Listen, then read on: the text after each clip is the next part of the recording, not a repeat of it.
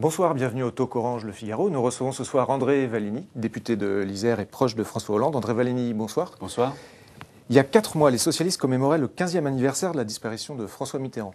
Aujourd'hui, c'est le 30e anniversaire de son accession à l'Élysée. François Hollande fêtait d'ailleurs l'événement aujourd'hui à Château-Chinon, la ville dont François Mitterrand fut maire pendant 22 ans.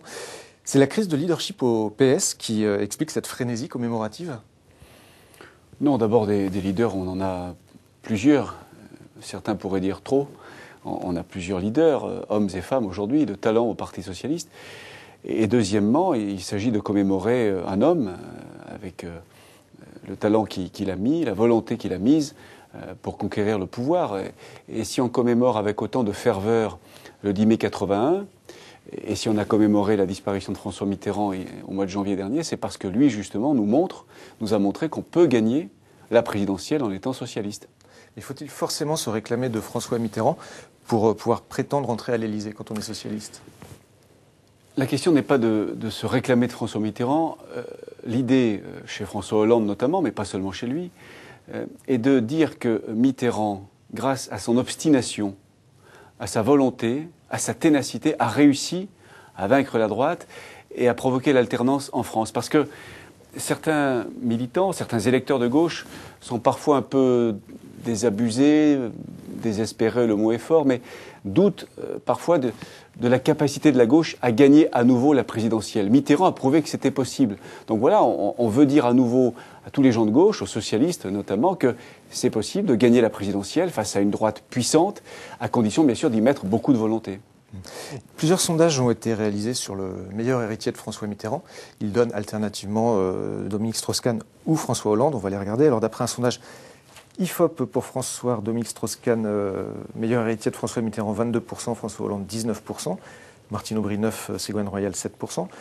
Et un sondage TNS Sofres pour la matinale de Canal+, François Hollande, 18%, Dominique Strauss-Kahn, 16%, Martine Aubry, 13%, et Ségolène Royal, 9%. En quoi François Hollande serait le meilleur héritier de François Mitterrand ?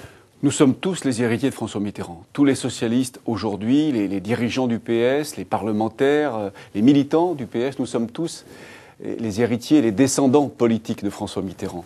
Donc personne n'a le droit, et personne ne le fait d'ailleurs, de se revendiquer plus que les autres de François Mitterrand. Pour répondre à votre question plus précisément, François Hollande me fait penser à Mitterrand parce que comme lui, il aime la France. Et il la connaît bien. Il sillonne le pays, François Hollande, comme l'a fait François Mitterrand à l'époque, depuis des années et des années, de fête de la Rose en fête de la Rose. Et pas seulement pour aller dans des fêtes de la Rose, pour aller voir des amis, des parlementaires, aller visiter des usines, des exploitations agricoles, prendre le pouls. C'est un avantage sur Dominique Strauss-Kahn ? Je ne parle pas de Dominique Strauss-Kahn, vous m'avez interrogé sur François Hollande. Il aime beaucoup la France et il aime la sillonner du nord au sud et d'est en ouest. Moi, je l'accompagne souvent. On voit qu'il aime la géographie, comme Mitterrand, paraît-il, aimait la géographie, l'histoire de France aussi. Hollande aime beaucoup l'histoire de France. Et je sais que quand il vient en Rhône-Alpes, en Isère notamment, chez moi, il m'interroge sur Visil, la Révolution française, sur ce qui s'est passé dans le département, en Dauphiné, dans l'ancienne province du Dauphiné. Donc voilà, Mitterrand avait cet amour de la France rurale, de la France provinciale, et Hollande a ça en lui, et il aime rencontrer les gens, il aime leur parler, et il aime surtout que les gens lui parlent. Il est très curieux des gens, et on me dit que Mitterrand était aussi très curieux des autres. Alors qu'est-ce qu'attendront les Français en 2012 ? Un président proche de la Terre, tel que vous présentez François Hollande, ou avec une stature internationale, telle que pourrait être Dominique Strauss-Kahn, et tel que pourrait être le duel qui se dessine dans les primaires PS ? Je n'ai pas parlé de la Terre, j'ai parlé de la France provinciale, de la France des provinces, des départements. La terre, c'est important, il n'y a pas que la terre, il y a les usines aussi, il y a les agglomérations, les banlieues. Donc il faut évidemment connaître ça très bien, et Hollande connaît très bien cette France-là, et il peut aussi montrer, lorsqu'il en a l'occasion, à quel point il a une connaissance des problématiques internationales, François Hollande. Il n'y a pas d'un côté des candidats qui seraient spécialistes des questions économiques, monétaires et internationales, et puis de l'autre des candidats qui seraient enracinés dans la ruralité. Non, on peut être les deux à la fois. François Hollande est à la fois très enraciné dans la France, la France des gens de tous les jours. Il connaît la vie des Français, notamment des Français qui ont le plus de difficultés, et il est très au fait des questions économiques, monétaires, financières. Tout le monde sait que Hollande est très compétent dans le domaine économique notamment, et au plan international aussi.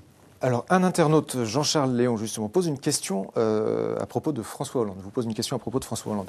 Ne pensez-vous pas que le fait de ne jamais avoir été ministre représente un handicap pour gouverner la 5e puissance du monde? Et que pensez-vous de l'héritage encombrant des 35 heures? Sur les 35 heures, c'est un héritage socialiste dont nous sommes fiers. La réduction du temps de travail, historiquement, c'est la gauche qui en est toujours à l'origine, depuis le 19e siècle, avec Léon Blum, avec Mitterrand, avec Jospin et avec d'autres. Donc les 35 heures, il faut bien sûr les assumer et les revendiquer. Sur l'expérience ministérielle qui manquerait à François Hollande, il a été bien mieux et bien plus que ministre sous Lionel Jospin. Il a été premier secrétaire du PS. Or, en période de cohabitation, être premier secrétaire du parti majoritaire, ça veut dire être associé à toutes les décisions importantes du gouvernement. Moi, à mon niveau, j'ai participé plusieurs fois à des petits déjeuners du mardi matin, à Matignon, sur les questions de justice notamment. Je voyais Jospin travailler.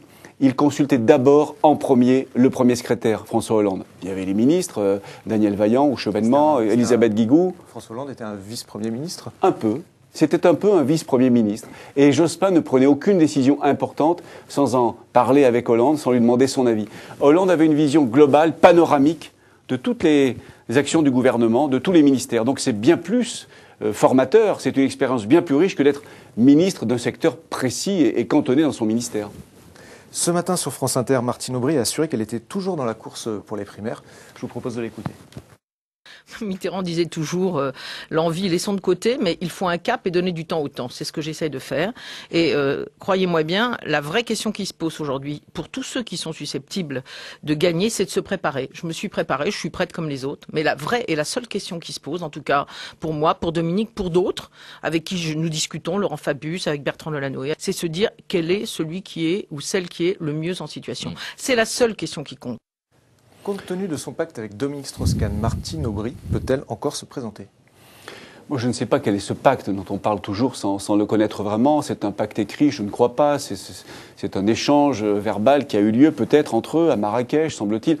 Je ne suis pas au courant de tout ça. Moi, je dis simplement que Martine Aubry a toute légitimité, évidemment, pour être candidate à la primaire socialiste en vue de la présidentielle. Elle en a évidemment les compétences, les qualités, elle fait du bon travail à la tête du parti, donc elle n'est pas hors jeu du tout. Certains, la semaine dernière, et notamment la presse, l'ont un peu trop vite mise de côté. Elle est tout à fait dans la course, elle a raison de dire qu'elle est encore dans la course, évidemment. Dominique Strauss-Kahn peut-il encore aujourd'hui renoncer à revenir en France ? Je pense que Dominique Strauss-Kahn n'a pas encore pris sa décision. Je ne suis pas dans le secret de Dominique Strauss-Kahn. Ses amis semblent dire que sa décision est prise. Moi, je n'en suis pas sûr. Si elle était prise, il le dirait. Je pense qu'il continue à réfléchir. Il est venu à Paris, d'après ce qu'on a pu savoir. Il consulte beaucoup. En tout cas, nous, avec François Hollande, on pense que tout le monde a la même légitimité. Ségolène Royal, Martine Aubry, Dominique Strauss-Kahn, pour être candidat.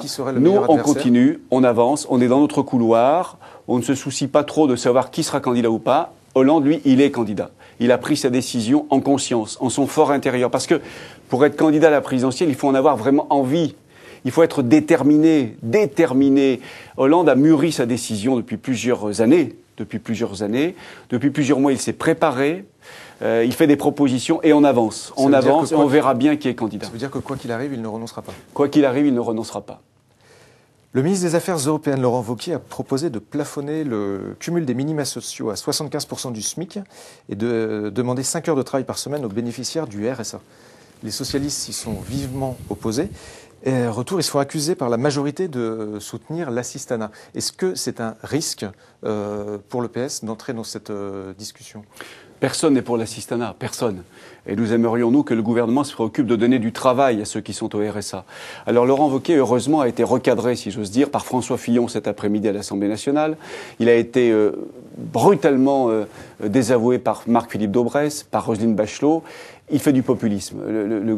Dans cette majorité, il y a des députés, parfois des ministres, qui sont prêts à tout pour essayer de ramener les voix du Front National. Ils ne se rendent pas compte qu'en faisant ça, ils alimentent le Front National.